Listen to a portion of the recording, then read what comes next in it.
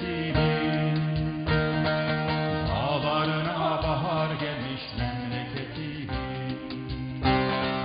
Dağlarına bahar gelmiş memleketimin. Dağlarına bahar gelmiş memleketimin. Dağlarına bahar gelmiş memleketimin. Haberin var mı? Taş duvar, demir kapı, kör pencere, yastığım ranzam zincirim. Demir kapı, kör pencere, yastığım ranzam zincirim. Uğruna ölümlere gidip geldim. Uğruna ölümlere gidip geldim. Zulamdaki mahzun resim haberim var. Zulamdaki mahzun resim haberim var mı? Görüşmecim yeşil soğan göndermiş, karanfil kokuyor cigaram. Görüşmecim yeşil soğan göndermiş, karanfil kokuyor cigaram. Dağlarına bahar gelmiş memleketim. Dağlarına bahar gelmiş memleketimin. Dağlarına bahar gelmiş memleketimin. Dağlarına bahar gelmiş memleketimin. Dağlarına bahar gelmiş memleketimin. Dağlarına bahar gelmiş memleketimin. Merhaba sevgili izleyiciler. Bahara merhaba. Dağlarına bahar gelen memlekete merhaba. Toprağını zorlayan tohuma merhaba. Ve kabuğunu çatlatan filize merhaba. Bahara merhaba. Sevgili izleyiciler, baharın dört bir yanımızdan bizi kuşattığı bu günlerden sesleniyoruz sizlere. Tahmin ettiğiniz gibi bugünkü konumuz bahar. Baharın coşkusunu, baharın sevincini, baharın mutluluğunu taşımaya çalışacağız sizlere. Gerçi sokağa çıktığınızda çevrenizdeki o ağaçları ve çiçekleri gördüğünüzde bunu derinden soluyorsunuz. Ve biz bu konuda yazılmış olan şiirleri ve şarkıları bugün sizlerle paylaşmak istiyoruz. Programımıza başlarken öncelikle arkadaşlarımı size tek tek tanıtmak istiyorum ben. Gitarda Erdal Karabulut, ritimde Sinan Karamurat, vokalde Sema Ergin var ve programı birlikte hazırlayıp sunduğumuz Can Ali Türkmen var. Sevgili izleyiciler, soğuk kış günleri artık gerilerde kaldı. Baharın müjdecisi geldi. Baharın müjdecisine Cemre deniliyor biliyorsunuz. Eskiden halk arasında baharın gelişi cemrelerle birlikte bekleniyordu. Birer hafta arayla, değil mi Can? Bahar, suya, havaya ve toprağa düşüyordu cemreler.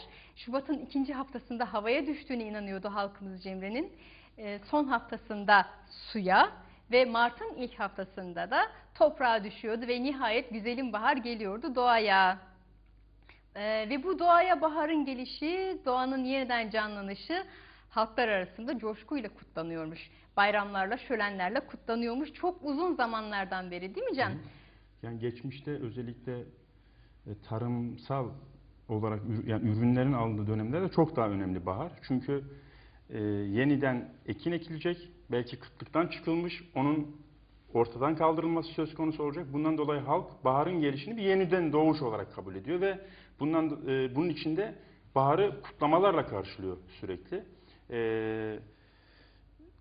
Bir de şunu özellikle vurguluyor. Yani öleceğiz, yeniden dirileceğiz gibi bir durum söz konusu. Yani ölü olan doğa yeniden canlanıyor. Yani yaşamın da canlanması biraz. Bundan dolayı da baharı sürekli olarak halklar kutlamışlar. Değişik halklarda bunu görebilmek mümkün. Sadece Anadolu halklarına, yani Kürt, Türk, Alevi vesaire halklara değil, bütün değişik Avrupa toplumlarında da kutlanıyoruz. Birazdan bunları uzun uzun değineceğiz. Ama öncelikle kısacık da olsa bir bant hazırladık sevgili izleyiciler. Onu size sunmak istiyoruz. Bahar şiirleri denince aklımıza Orhan Veli gelir hemen. Ve Orhan Veli şiirleri denince de Müşfik Kenter gelir hemen akıllara. Çok kısa da olsa bahar görüntüleriyle birlikte güzel şiirlerimiz var. Öncelikle onu izliyoruz hep birlikte. Deli eder insanı bu dünya, bu gece. bu yıldızlar, bu koku, bu tepeden tırnağa çiçek açmış ağaç. Tüyden hafif olurum böyle sabahlar. Karşı damda bir güneş parçası.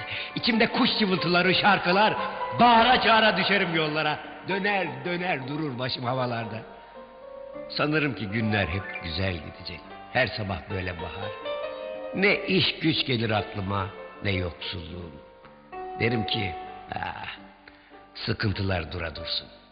Şairliğimle yetinir, avunurum. Beni bu güzel havalar mahvetti. Böyle havada istifa ettim Efkaf'taki memuriyetimden. Böyle havada aşık oldum. Eve ekmekle tuz götürmeyi böyle havalarda unuttum.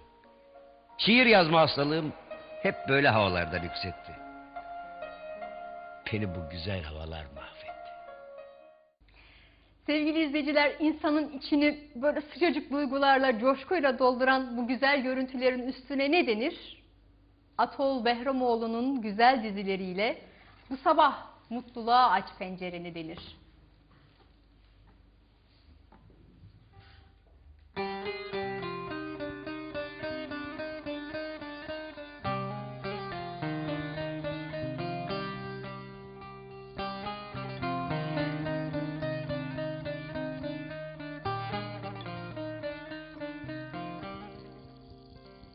Bu sabah mutluluğa aç pencereni.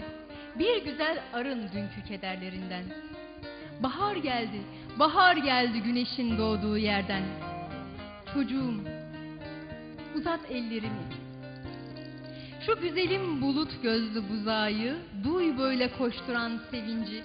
Dinle, nasıl telaş telaş çarpıyor toprak ananın kalbi.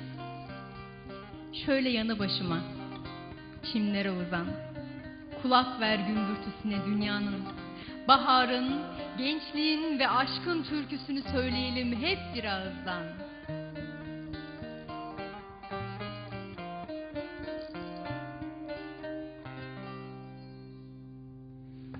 Şimdi Hayati'ye ait güzel bir deyişi dinleyelim hep birlikte.